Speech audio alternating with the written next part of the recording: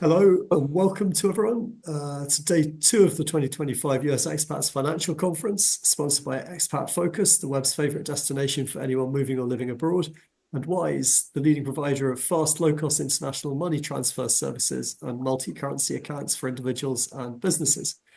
We have a fantastic schedule for you consisting of 9 sessions over 3 days, covering multiple aspects of financial information for Americans living abroad, with perspectives from some of the world's leading experts in their fields. Today is the second day of the conference. For this, our third session of the day, I'm delighted to be joined by Tom Zachystal, President of International Asset Management, who will be discussing investment, environment, and themes for American expats in 2025. Before we start, please bear in mind that the information presented is for general educational purposes only, and you should always seek your own personalized financial advice. Note also, while the conference is free to attend, if you'd like to leave a tip for the organisers, you can do so using the PayPal link that is on the conference website, or I'll drop it into the chat window at the foot of your screen.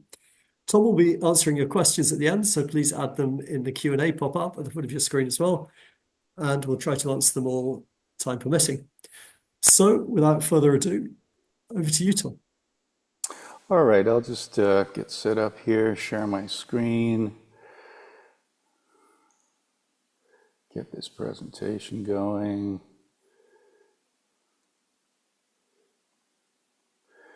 And hopefully that's looking good. Right, so just a little bit of an intro on myself and my firm. So I'm the president, founder of International Asset Management, which is a U.S. registered investment advisor. In the U.S., there are 2 types of financial advisors. There are the brokerage firms and the registered investment advisors. The major difference between the two, a couple differences. The brokerage firms generally hold your money as well as offer you investment management services. So we're talking about firms like Fidelity and Merrill Lynch and Edward Jones. Registered investment advisors like us, we don't hold our clients' money. It's held in an independent firm, so you have that independent relationship with the firm holding your money. We use 2 custodians for our clients. We use Charles Schwab and Interactive Brokers. And then we offer services along 2 lines, investment management and financial planning. And what's a bit different about our firm, well, quite different actually, is that pretty much all of our clients are Americans living abroad, or maybe they're not Americans, but they lived in the States and they have U.S. retirement accounts. We have clients in over 30 countries. I started this firm in 2002. Hugo and I were just chatting. Before that, I was an engineer for Schlumberger. I'm an engineer by education. Schlumberger is an oil services company. I worked in about a dozen countries internationally, some interesting places like Nigeria and Saudi Arabia and Holland for a bit, and Papua New Guinea and many other places, Southeast Asia.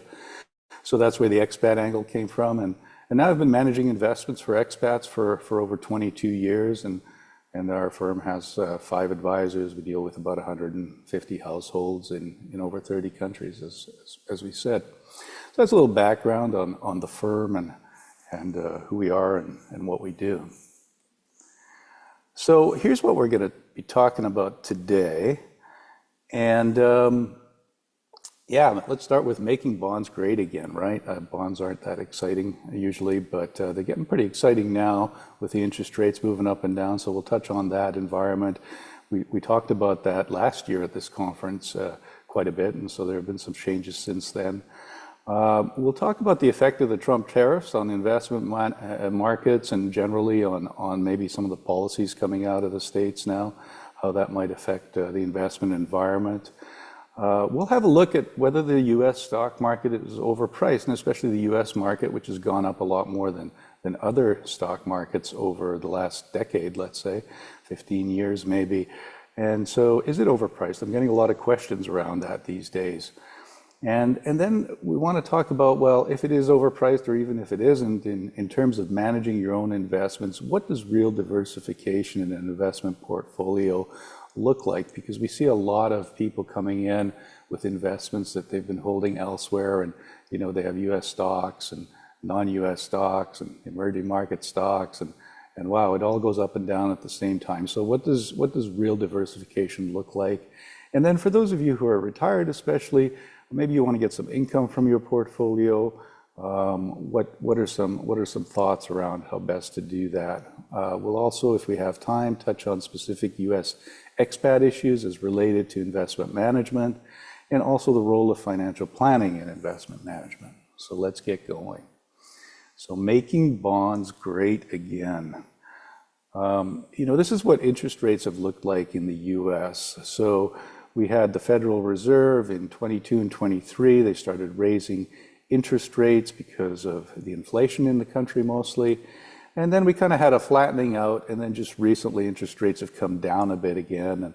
And the thought is that maybe they might come down a little more, maybe they're going to be stable, maybe it depends on the policies coming out of the White House these days.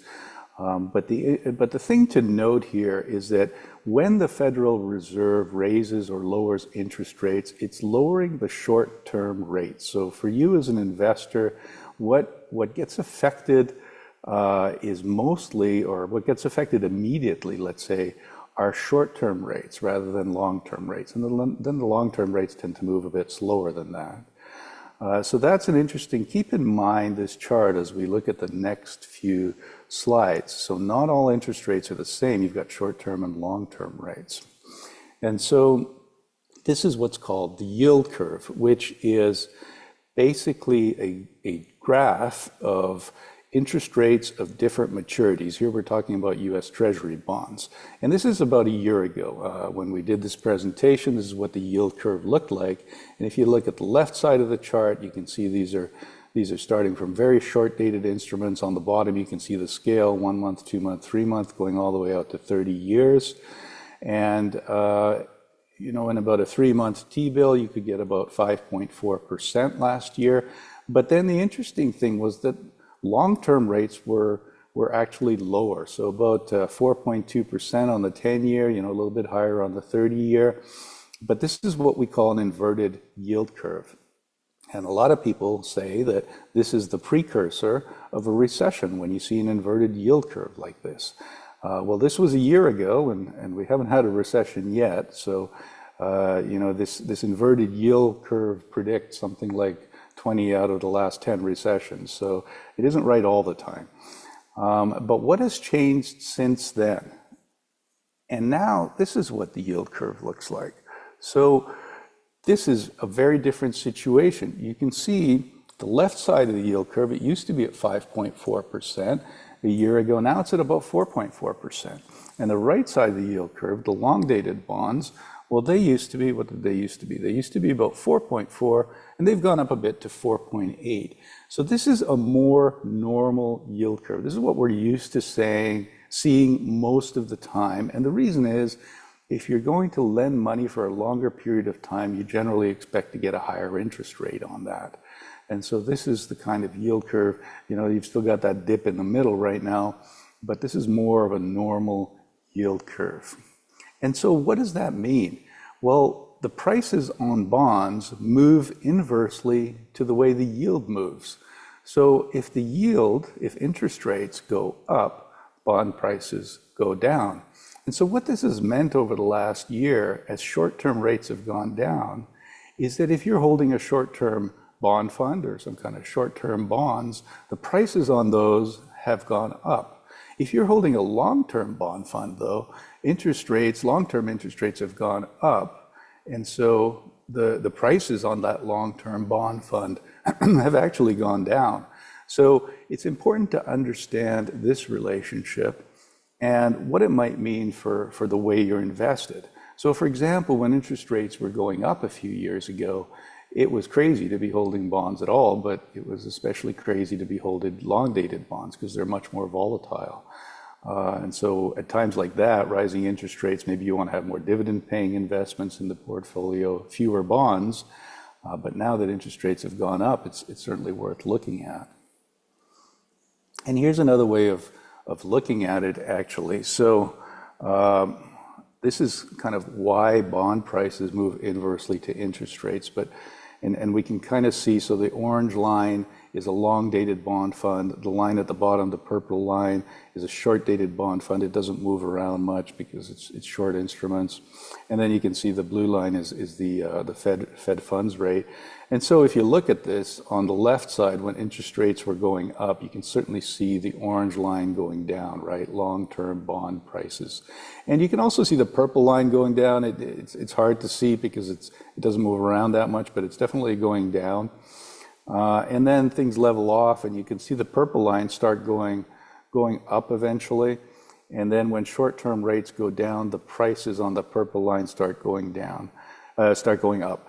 But you can see that when those short-term interest rates went down just over the last year, the orange line is still going down. That's the long-dated bonds, and that's because the long-term rates were going up. Recall our slide from a couple slides ago.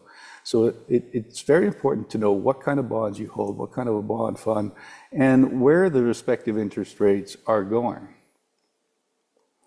Okay, and what this has affected as well is the rate you get paid on cash instruments like CDs or savings accounts. So here's Wise, one of the partners in this conference as well, I believe, and they do currency transfer, but they're also increasingly positioning themselves like a bank. They actually pay a decent rate of interest on money you're holding with them.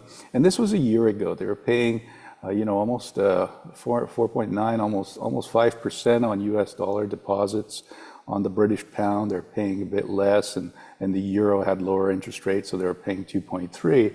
But then now it's a year later, they're paying 1% less because short-term rates have gone down. The pound has been pretty stable, the rates there, and the euro has gone down a bit too. So this affects the rates you're getting on your savings accounts as well, this move in interest rates. So let's talk a little bit about Trump policies. So first of all, what has happened since the election? When the election happened, early November, the U.S. stock market initially went up. It went up a lot over the next few days. It was probably the most important thing for the stock market is that there was clarity. I mean, it was pretty clear who won the election and that it was a win by a landslide. Republican policies tend to be better on the tax side, so maybe that's another reason why it went up. But there was all this rhetoric that Trump had when he was running for election about how he's going to put tariffs on China and maybe tariffs on Canada and Mexico, tariffs on Europe, tariffs on everybody, right? And so you might think, well, let's not invest in those countries. Let's keep our money in the U.S. And initially, in fact, that was a good strategy. If we look at what happened between Election Day and the end of the year, actually the U.S. dollar strengthened, the U.S. stock market. The U.S. stock market actually did well initially, but by the end of the year it was about the same place as on Election Day, so it went down in December. But Canada, Mexico, China, they didn't do well. But now let's look at what's happened since Inauguration Day, when some of these tariffs, well, they came into place and then they went away. And I mean, it's a mess, frankly. But since Election Day, which was really, since Inauguration Day, January 20th, which was really only a short period of time ago, what we're looking at here is the blue line, for example, is the Mexican stock market, and it's up almost 6%. The green line is the China market, the China large cap stocks up 4.3, Europe in pink up as well. And then down at the bottom, you have Canada, which hasn't done that great, and you have the S&P 500, the US stock market. So China, Mexico, Europe have all done better. Stock markets have all done better since Inauguration Day. So, maybe the tariffs and lack of tariffs, and who knows if there's going to be tariffs. I don't think that's something that is really investable, to be perfectly honest. At the end of the day, it's pretty difficult to make investment decisions based on what's coming out of the White House, because we really don't know how it's going to end up, or whether they're negotiating policies or what they actually are. So I don't think we should spend a lot of time worrying about this kind of thing. There might be some sectors that benefit, some other sectors that don't. Like think about oil companies, but oil company stocks haven't done that well either. So I think this really isn't an investable theme, and we should probably just stick to our investment strategy, whatever it is, our long-term strategy. Let's talk about what's been going on in the US stock market. So everyone's now heard, I remember a decade, 15 years ago, everyone was talking about BRICS. We're still talking about BRICS, emerging markets. Now we're talking about the Mag 7, right? The Magnificent Seven, the large US tech companies, and how they're driving investment markets, especially the S&P 500 and the NASDAQ. And so this is a chart of last year's performance of the Mag 7 in green that were up 46%. And the U.S. stock, the S&P 500 as a whole was up about 25%. And then the other 493 stocks in that index, not including the Mag 7, they were up about 13%. So you can see what's driving that market here and the effect that these technology companies have had on these large cap. You can also see that they're a lot more volatile than obviously the other 493 stocks or the S&P 500 as a whole. You can see that on the upside as well as the downside. So another good year for them. But let's look back at 2022, and that was a bad year for these Mag 7 stocks, and this is what that looked like. Meta, Facebook, was down over 60%. The S&P was down as well. It was down 20%, mostly because of these companies. Even Apple was down 26%. So 26 to 64%, these stocks were down in 2022. So very volatile. Certainly have been good investments up to this point, but you have to be able to live with that volatility, or you need to have a little bit of diversification for most people. And so the question is now, after such a good run, except for 2022, are share prices actually overvalued? And especially in the US, are they overvalued? And so there are a number of metrics we can look at. One of the metrics that we look at is what's called the price-earnings ratio. So that is the share price that a company is trading at divided by its earnings per share is one way to look at it. So that's the price-earnings ratio. And what we look at, and what we're looking at here actually, is a graph of share prices versus expected earnings. So these are forecasts for earnings that analysts have made. Obviously not always accurate, but better than nothing. And so the light blue line is the S&P 500 index over the last 10 years. And the dark blue line, the one that's not as volatile there, is the change in earnings per share over the last 10 years. And as you can see, they kind of track for the most part, right? Especially at the beginning of the chart, you can see they're kind of tracking. And then in 2020, there was that big downturn, COVID hit, right? So earnings went down, share prices went down. They didn't go down for very long. And then share prices recovered very quickly, but also earnings recovered. But now what you see towards the end of the graph, just over the last year, is that share prices have really gotten ahead of earnings. And this is something to think about, because that means that the US stock market is quite rich compared to history, let's say, and probably especially rich amongst those technology companies. And so you have to ask what's going to happen now. Are stock prices going to go down, or are earnings going to catch up? It could work either way, right? So here's a chart of share prices where it says actual earnings. The other one was forecasted earnings. So these are actual earnings over the last year. What have companies earned, right? And again, you can see this relationship for the most part, but you can see how it's changed. Since COVID, and certainly over the last year again. So that's a bit worrying from an investment perspective in the US stock market. The other thing we look at are, well, how do stocks compare to bonds, for example? And one of the things we look at, or people who look at valuations generally look at, is what is the yield on bonds compared to the yield on stocks? And we can look at the yield on stocks in two ways. First of all, we can look at the inverse of the price-earnings ratio. And the inverse of the price-earnings ratio is basically, that's what we call the earnings yield. And it's a way of gauging the value of stocks versus bonds. Generally, most of the time, the earnings yield, which is the inverse of the price-earnings ratio, tends to be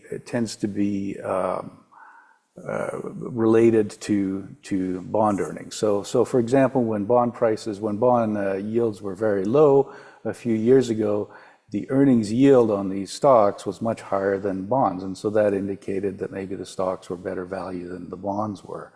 But now you have an earnings yield, you have a price-earnings ratio of 29, and so that gives you a pretty low earnings yield compared to where bond prices, where bond yields are now. So you also need to think about the relative value of these things. The other thing we can look at is the dividend yield, which is, well, in the S&P 500, a lot of these stocks pay quarterly dividends.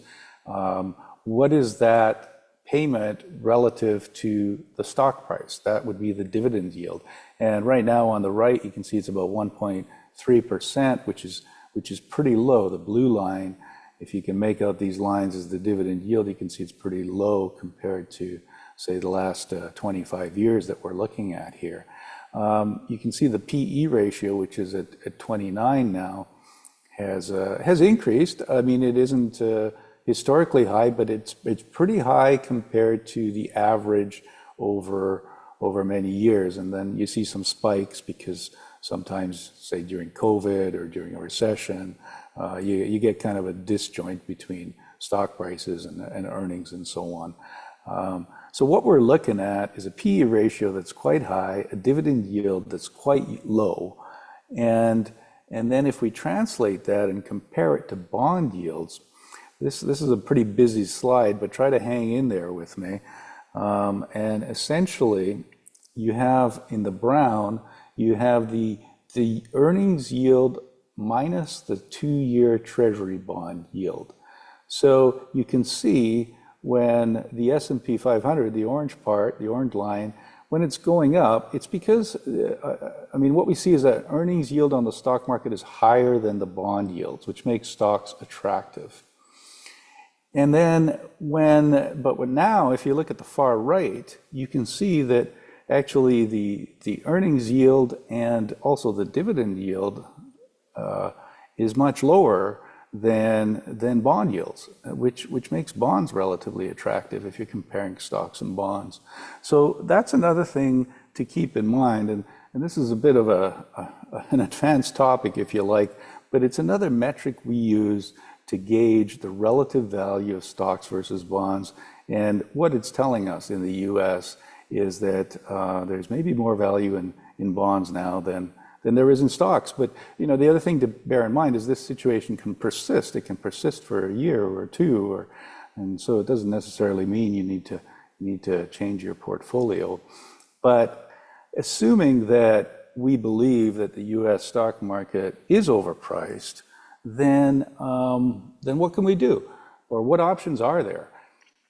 So first of all, one of the things we can look at are more value-driven stocks, or stocks that pay dividends, or let's say funds that pay dividends.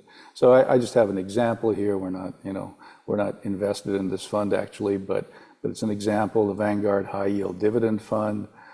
So it has a PE ratio of 19 if you're looking forward, looking at projected earnings, versus 15 if you're looking at past earnings, which gives you an earnings yield of 5.3 or 6.7%, and then the dividend yield is also a lot higher than the 1.3% on the S&P 500. So something like this gives us a better, say, comparison to what bonds are yielding now. As you know, if you're going back, long-term bonds were yielding about 4.8% in short term, about 4.3 now, if you recall the slides from previously. So that's one option out there, to focus more on dividend-paying, value-oriented investments. Another option is to pick specific stocks that maybe have the same types of characteristics. I've mentioned a couple here. Pfizer, you know, everybody knows who Pfizer is, the pharmaceutical company. Dominion is an electrical utility company. Full disclosure, we don't own Pfizer, we do own Dominion. But if you look at these, Pfizer, for example, has a projected PE of 9, which gives you an 11% earnings yield, and it's paying a 6.5% dividend these days. You know, there's a reason for that. The stock prices come down a lot, right? After COVID, they stopped paying, they stopped selling their COVID medication, earnings took a hit. So there's a reason for this. Dominion as well, you know, a good deal relative to bonds if you want to look at these metrics. But when you're doing stock picking like this, you have to bear in mind what's going on in the background. So Dominion, for example, has some offshore wind farms, and as we all know, Trump doesn't like renewable energy, so that's probably a drag on the stock price right now. So there's things to be considered as well. I'm just using these as examples of some companies that are out there that are not necessarily overpriced. So that's another way. What about international? There seems to be a bit of a rotation towards international stocks. Generally, and I'm talking about both emerging market and developed markets, and by international, I mean outside the US. Generally, they have lower PE ratios, they pay higher dividends, especially the developed markets, but they also have slower growth. And Europe especially seems to be mired in slow growth these days. China is having its property bubble burst right now, and so there are a lot of issues internationally. And as I've been listening to people, analysts and so on, doing their projections over the year, for example, I listened to a Bank of America conference the other day, and they were avoiding international companies because of the slow growth and still focusing on the US, and they're actually projecting decent growth for US stocks this year. So there are risks internationally, but in terms of value, certainly these are, you know, these stock markets have not gotten ahead of themselves to the extent that the US market has. Emerging markets, you know, same thing, but much more volatile. And there's a big difference between winners and losers when you start picking emerging markets. Then there are other types of investments that help diversify a portfolio. It can give you some income as well. Obviously, bonds, real estate investment trusts as well. They've done terribly over the years, and you know, one wonders if they're coming out of that. But not all REITs are the same. For example, there's REITs that deal with server farms. They've done reasonably well on the back of this AI hysteria that we have going on these days. So there are all kinds of REITs out there. They don't necessarily have to be properties or apartments or houses or something like that. Then there's preferred shares, which are sort of between stocks and bonds, issued a lot by banks. So they're yielding maybe 6%, the bank preferreds these days in the US, something like that. And then there are hedged investments. So for example, you can buy a fund that basically is indexed to the S&P 500, but they sell call options. And so it would have a yield, maybe from these call options, maybe around 7%. It would be somewhat less volatile than the underlying index and the S&P 500. So there are funds out there like that, hedged investments. So there are some good alternatives that might be worth looking at. And you know, that brings us to our next topic, which is what actually does it mean to have a diversified portfolio? So bear with me as I explain this mess, which is basically a correlation chart. And correlation is basically how much, to what extent your investments are going up and down at the same time. So if we look at this chart, for example, you can look at the S&P 500 exchange traded fund, ticker symbol SPY, and you can compare it to the one below, ticker symbol EFA, which is a non-US developed market exchange traded fund. And you can see the correlation is 0.86. So if the correlation is 1 or 100%, then you can see it's 1 if you compare the same security to itself, because obviously it's going up and down at exactly the same time then. If the correlation is 0.86 or 86%, that's still pretty high. And in fact, this is color-coded to some extent. The darker blue is the higher correlation, and then if you get to the white part, then that's the lower correlation. So you can see how stock markets globally are pretty well correlated. I mean, the S&P 500 to emerging markets a bit lower, 0.68, 68%.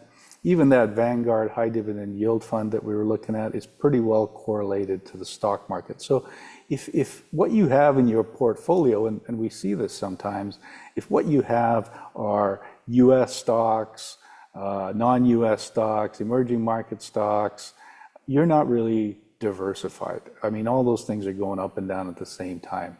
The investment returns might be different, but they're going up and down at pretty much the same time. And then if we work our way down, we get to some bond funds, a 20-year bond fund and a short-dated bond fund. You can see the correlation is much lower for those versus the stock market. And so that is diversification. When you don't have everything going up and down at the same time, and the metric we use for measuring that is correlation. You can see preferred shares, they're basically stocks, although they pay a dividend. So they have still sort of a pretty high correlation with the stock market. Gold, though, is a good diversifier. We have about 10% gold in the portfolio. We've had that for a number of years. Real estate investment trusts, not so much, especially not the property ones.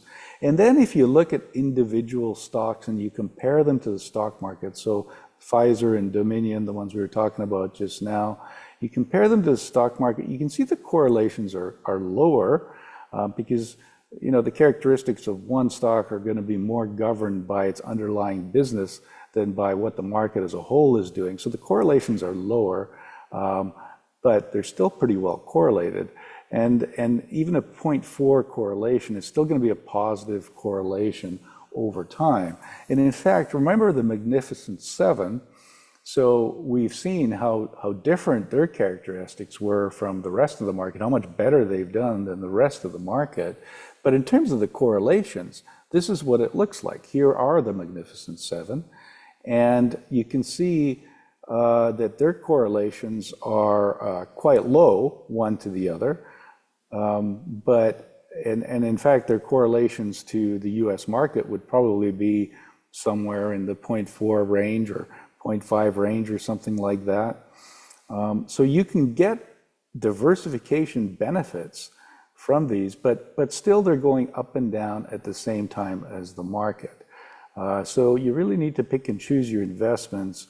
And going back to this chart, it's pretty clear that things like bonds and gold and having some income, that's the other thing about income. If you just get dividends every quarter or if you get interest paid, well, that's not correlated to anything, that payment. So you're getting some diversification from income producing investments as well.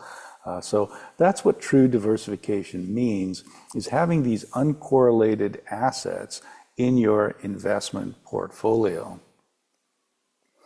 So just to summarize a little bit about what we've talked about, which is that, and also what I've been hearing in the industry. So generally, analysts and economists are positive on the year ahead for the US. Economists and analysts are generally not so positive on most things outside the US. So that's the consensus. As I mentioned, B of A recently projected 12% for US stocks in 2025. Okay, we'll see how that works. 12% would be a decent year. And then nobody really knows the effect of the Trump policies. I don't think it's investable personally. Who knows what's really going to happen? Who knows if tariffs are going to happen or to what extent they will? I think if everything he says he actually ends up doing, so putting 25% tariffs on Canada, Mexico, he was talking about 60% tariffs on China, now he's walked that back. He's talking about tariffs on Europe. Obviously, there's going to be retaliation for this. I mean, these countries are not just going to roll over. And, Trump talks about how this is an external tax, how he's going to make money for Americans. But it's not an external tax, because what's going to happen? Prices in the U.S. are going to go up. People are going to pay more for imported goods because of these tariffs. And so it's a tax on the economy, on Americans at the end of the day. So if these policies do actually happen, I think that's going to be negative, except for maybe certain industries. But I don't think they're going to happen. I don't think they're going to happen to the extent that he's been threatening. And I don't think it's investable, frankly. I think we should just steer the course and focus on our strategies, whatever they may be. So we've also looked at the U.S. stock market. It does look overvalued. Like I say, overvalued. It can be overvalued for years sometimes. So let's not panic. But let's keep in mind that it's overvalued. And how are we going to know? How are we going to make a decision when we should get more conservative? Well, what we look at are two things. First of all, we listen to probably 50 earnings calls every quarter especially from international companies like Visa and Apple, because you get a good sense of what's going on in the world from these companies. A company like Visa, they'll say, well, credit card receipts are up in the US, but they're down in China, and it's pretty much a global outlook. So it's nice to listen to these earnings calls. They've been generally positive. I'd say they haven't been overly positive, but average positive. So no reason to panic there, but that is one thing I would be looking at, these earnings calls, when they start becoming more negative. That's one thing to look at. The other thing to look at are what are called leading indicators of the economy. Now, the economists are sometimes not the greatest projectors of what's going to happen in the stock market, but still leading indicators are better than nothing. So now you're looking at things like housing starts. The stock market, unfortunately for us, is also a leading indicator, so it kind of moves at the same time. But once you start seeing these leading indicators become more negative, that is another point at which you might want to think about getting a little bit more conservative. So we're not there yet, but I would say it's something to keep an eye on, maybe the second half of this year. Then, most of the rest of the world not doing great economically. But the flip side of that is that most of the rest of the world, the stock markets, like especially in Europe, are not anywhere near as overpriced as the US market is. So even if they're not doing great economically, if there's hope, then maybe it's not a bad investment these days, especially after the US dollar stops strengthening. I mean, it's been strengthening quite a bit since the election. At some point, that's gonna stop. That's gonna reverse maybe, and so once that happens, then that'll make non-U.S. investments more attractive as well. So as I mentioned, watch for negative earnings when the time comes, or even now for diversification purposes. Bonds, income investments may be quite attractive. Certainly, bonds are a lot more attractive than they were a few years ago. And so at the end of the day, what I would say is steer the course and don't get distracted by the political rhetoric that's going on now. Let's talk a little bit just briefly about these income investments. So, bonds, CDs, cash, obviously, dividend-paying stocks, preferred shares, REITs. BDCs are business development corps. They come in private versions. They come in publicly traded BDCs, like there's a company called Hercules, for example. And what these are companies that lend money or maybe take equity in a lot of small, really venture capital, startup kind of companies. Because they're startup companies, they have to borrow at higher costs. These borrowing costs translate into dividends for the investors in these BDCs. So you can get like 7 to 10% dividends from these companies. So far, they've been doing pretty well. MLPs, master limited partnerships, mostly in the oil industry. These come with some tax things that aren't always so pleasant. You get these K1 forms, which are not great sometimes, but also dividend plays. Infrastructure funds, and then real estate in the form of REITs or actual real estate if you own a property, obviously. So many other income investments out there. especially if you're retired, a little more conservative in the portfolio, these are worth looking at. Let's talk a little bit about expat issues. And I want to leave some time for questions, so I'm going to go quickly through this, but there are a lot of expat issues. My colleague Shane Clark, who runs our sister company in Europe, Spain, talked about these a couple of hours ago, so I'm going to touch briefly on them. But the number one question I get amongst Americans abroad is, what address can I use on the account? And what happens is a lot of people end up using their U.S. addresses, even when they no longer live in the U.S. Maybe they're using a friend's address, maybe they still have a property there, but they're not using their residential address on their brokerage accounts for two reasons. First of all, their brokerage firm might kick them out if they do that, or maybe their investment advisor won't be able to deal with them.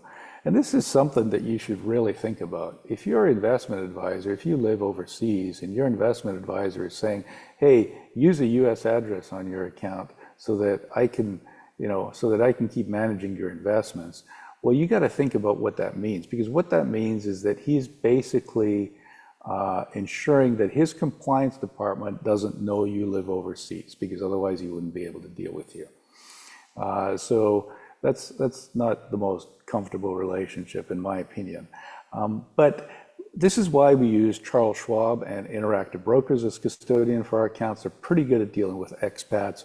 We don't need, we encourage you to use your actual address. In some places like Italy, Schwab won't deal with people in Italy. Interactive Brokers will. They're really good at that kind of a thing. So I think it's a good idea to not have to lie on these forms, even though the IRS doesn't care what address you're using on the form, so you're not going to get into trouble with the IRS because of that. But still, it's not a comfortable situation if you're lying about where you're living. So then the other thing that comes up is withholding rules. We had an interesting situation this was actually a non-US person with an IRA account, so somebody living in Portugal. And she was taking money in distributions from her IRA account, and Schwab wanted to withhold 30% on those distributions. Well, this is a non-US person, neither citizen nor resident of the US. They don't have a US tax obligation. Obviously, a 30% withholding is not nice. I mean, you can get it back by filing US tax forms, but it's not a great way to go. And so what we did was, first of all, we had a long debate about Schwab, because they shouldn't be withholding 30%. There's a table of what they should be withholding buried in the IRS literature, which we supplied to them, but they ignored. And so we moved the account to Interactive Brokers, and they did not withhold 30%. So it's worth dealing with an advisor who knows the nuances of what these brokerage firms do, what the tax rules are as related to investments. And it's not just a non-resident issue, it's also a US person issue sometimes. So these withholding rules are sometimes important, especially for non-US persons.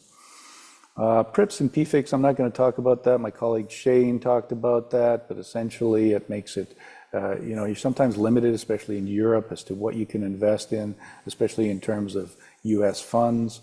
That should be currency conversion. You've got companies like Wise, or you can also convert money if you have an Interactive Brokers account. It's multi-currency. You get a good currency conversion rate there. So that's a nice way to move money around. Investing in non-US currency, you don't necessarily have to do this on a non-US exchange. You can, with Interactive Brokers, we can invest on exchanges around the world, for example.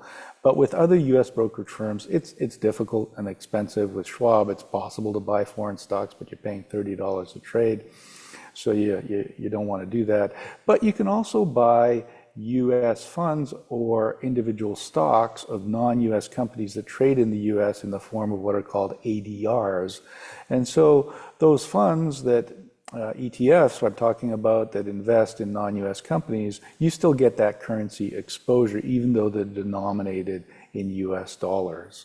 Local investments, nice to have local investments. Typically what we say, if you're a US citizen living abroad at least, keep your brokerage accounts in the U.S. so that you can get the tax forms, so you don't have to worry about PFIC issues.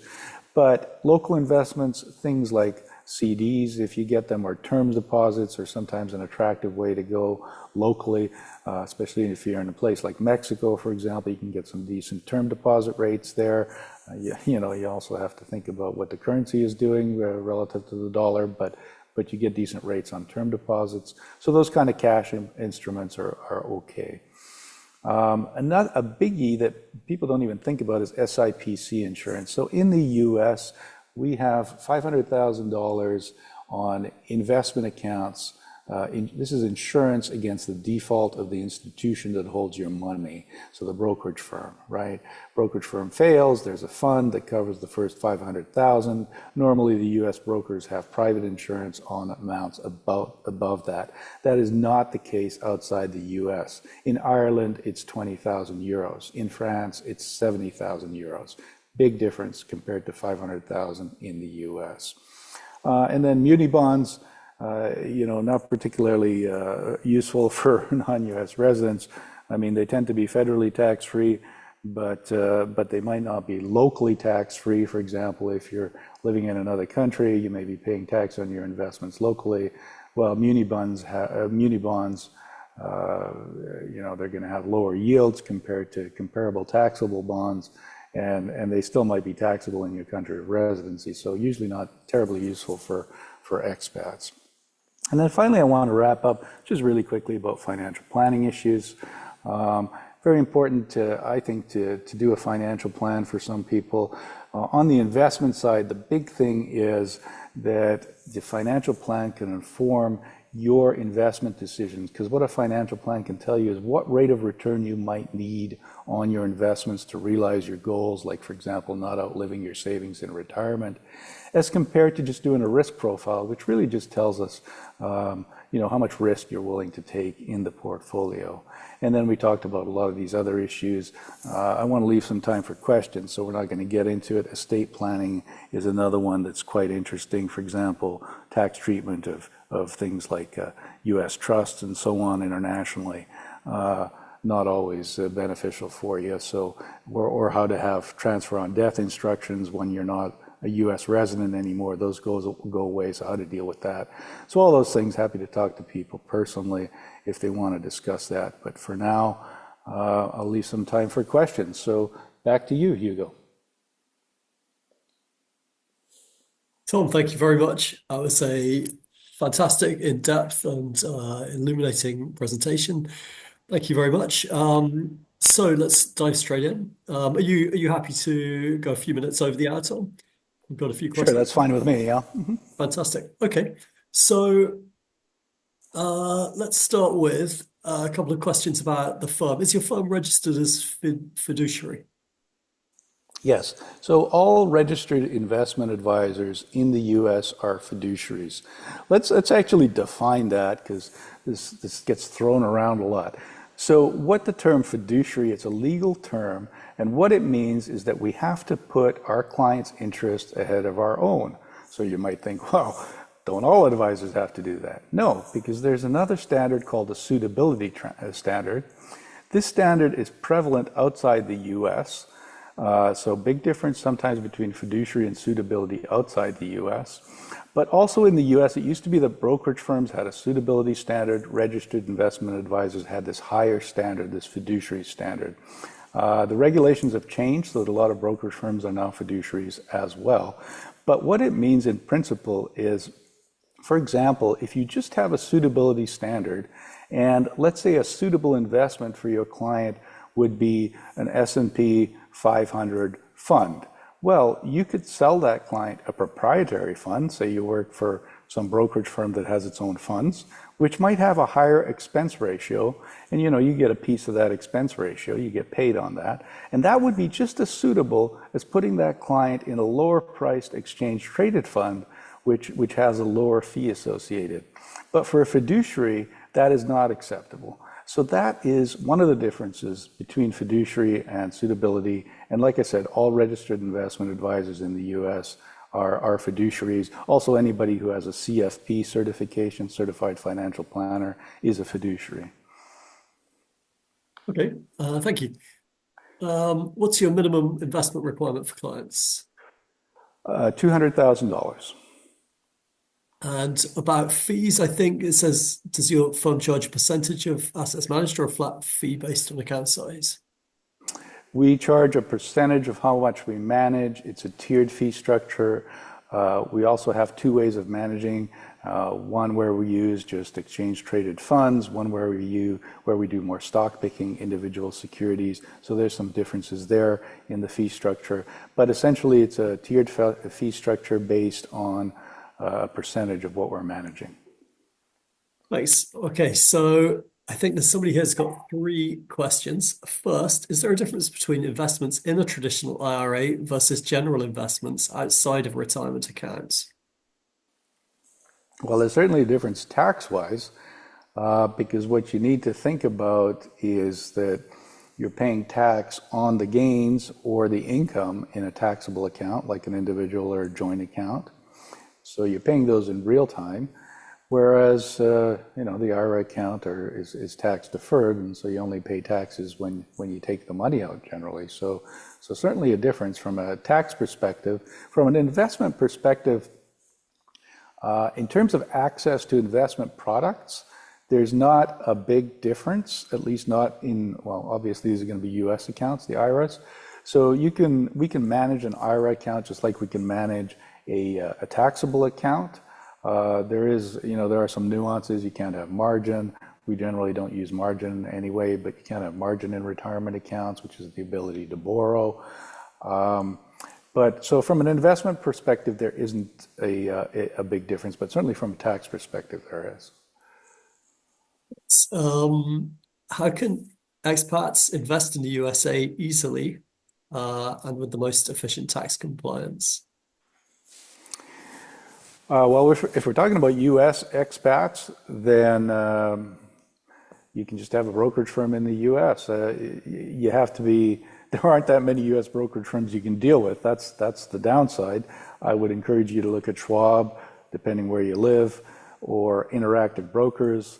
Interactive Brokers, they're not that user friendly. They're a bit of a pain to be honest, but they do have some nice features like multi-currency accounts, for example. And they seem to understand the withholding rules better than Schwab.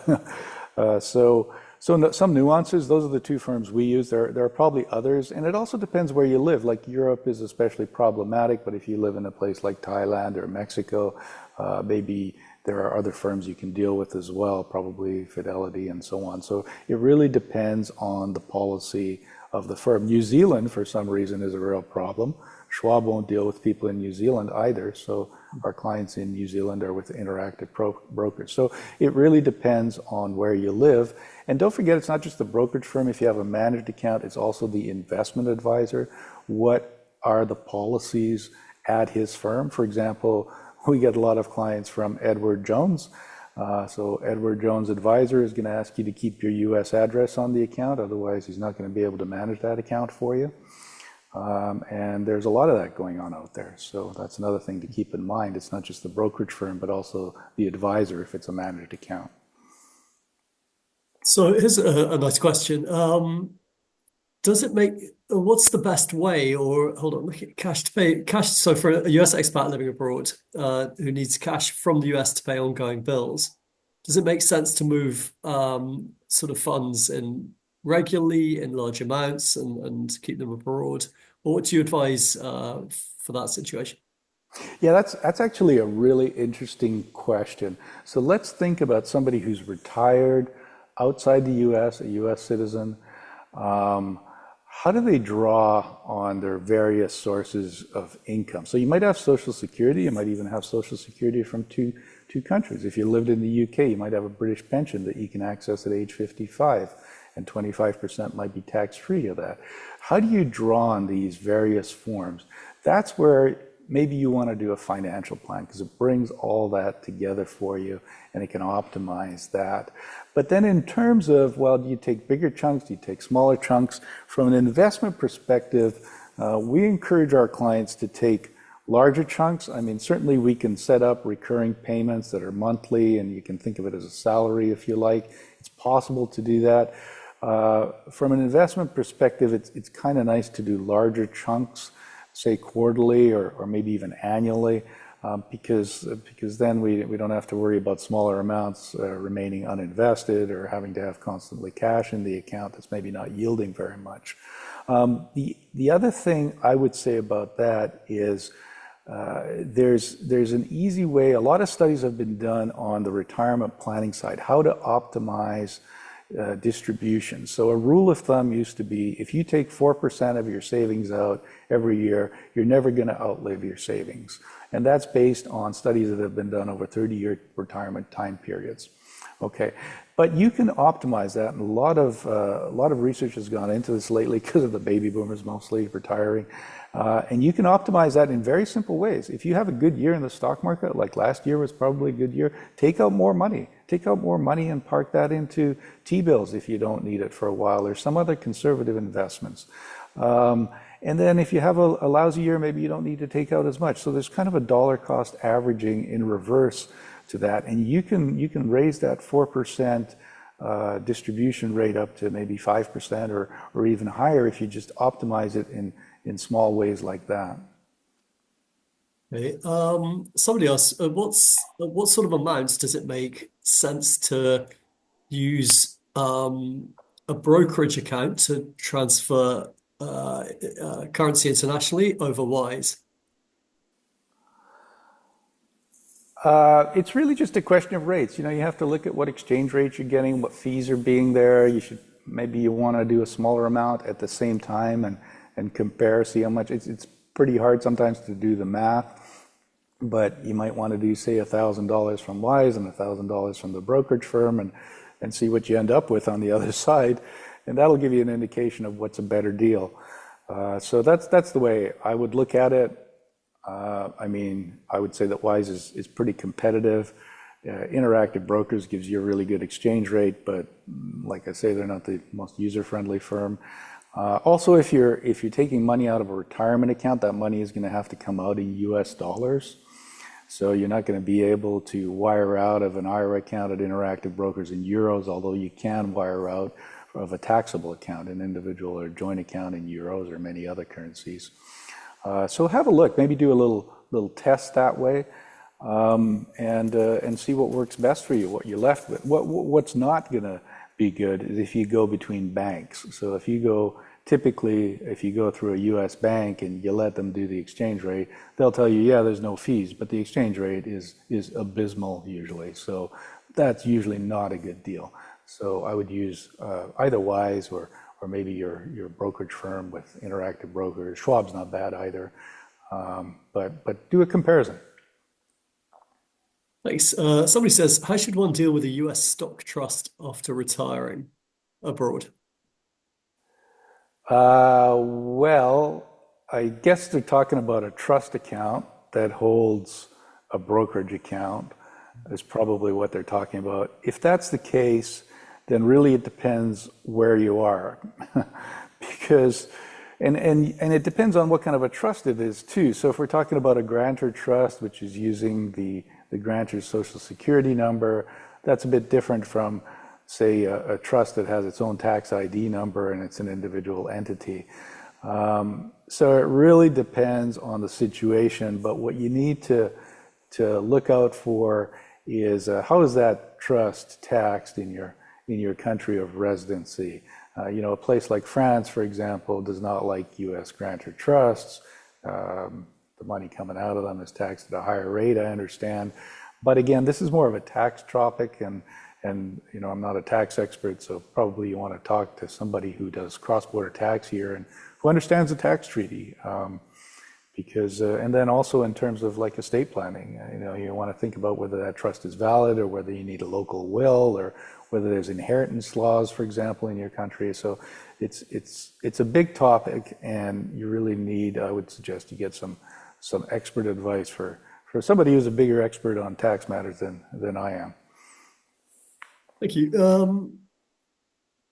Are you able to invest in US domiciled ETFs for clients who are resident in the UK or EU?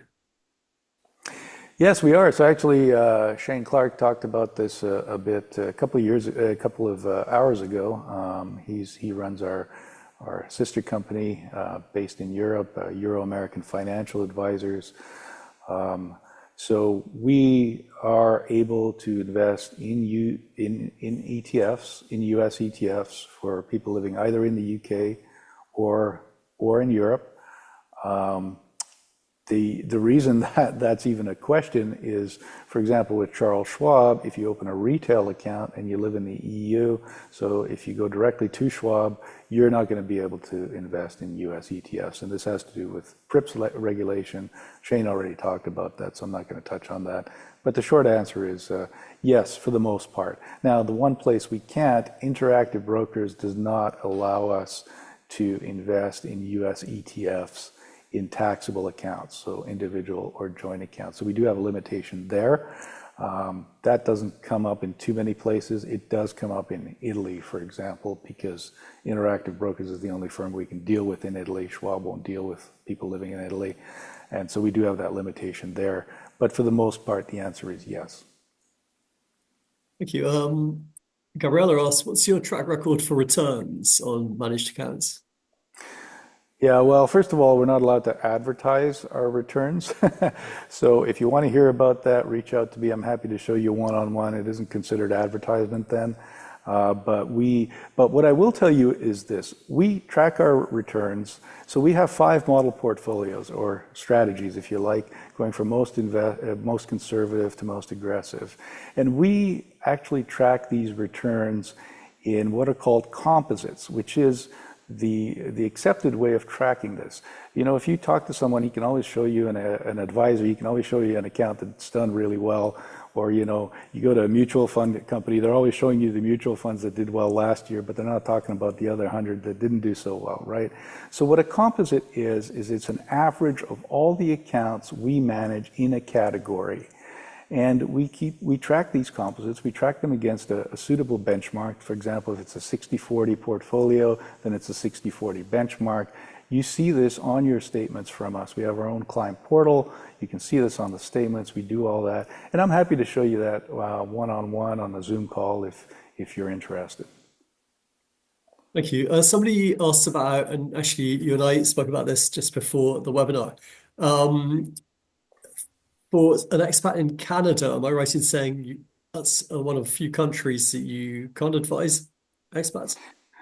Yeah, that's right. So Canada's kind of unique, which is a shame because I'm Canadian as well. I grew up in Canada, so I'd love to have clients in Canada. But in Canada, the regulations are that if the client is in Canada, the advisor has to be licensed in Canada, and we are not licensed in Canada. In most parts, there are a few places like that. I think Singapore and Japan are 2 others. For the most part, what the regulations say is that we can accept what are called unsolicited clients. So if a client comes to us through the website or whatever, they come to us. We're not marketing. Then fine, we can take that client. Let's say they live in Europe, we can take that client. If it's a referral from a tax advisor or whatever, we can take that client. What we can't do is we can't do marketing in those other countries. And so that, by the way, is why we set up our European firm, the one that Shane Clark manages, Euro American Financial Advisors, so that we would have a license in the EU, because the EU is a highly regulated place. And I can see the laws changing there, similar to what they've done in Canada, where someday people living in Europe will have to deal with EU licensed advisors. And I got to tell you, we're one of the very few firms that have US firms that have a European license out of the RIA firms. So that's a question you should ask whatever advisor you're dealing with in the US if you live in Europe, because it's potentially an issue that may become very important. The other thing is that if you're not licensed in Europe, just like if you're not licensed in the US, maybe you could have clients in the US, there's kind of an exemption, but you can't give advice on US soil if you're not licensed here. And if you're not licensed in Europe or many other places, you can't give advice on European soil. You can never meet your clients face to face if they live in Europe. So that's another thing to bear in mind. And the final thing is you can't market in Europe unless you're licensed there for sure. So when you see these companies doing seminars and they're not licensed in Europe, well, quite frankly, that's illegal if they're doing those seminars in Europe. I mean, you have to be licensed there as a financial services firm to do any kind of marketing. Thank you very much. I think that is most of the questions. Thank you to all our audience. I would say reach out to Tom. Tom, could you just remind us of your email? The best email for people to contact? Sure. The easiest email is just IAM, as in International Asset Management. So IAM at IAMadvisors, ADVISORS.com. So IAM at IAMadvisors.com. Thank you. And there are questions people asking for the presentation, for the or various, wanting advice and so on, or if you have any other sort of personal questions, reach out to Tom at IAM at IAMadvisors.com, which I'm just... and also there's a contact form on our website. So just IAMadvisors.com is our website. There's also a contact form on there. So that might be the best way, because it's easy to use that and schedule a call if you like.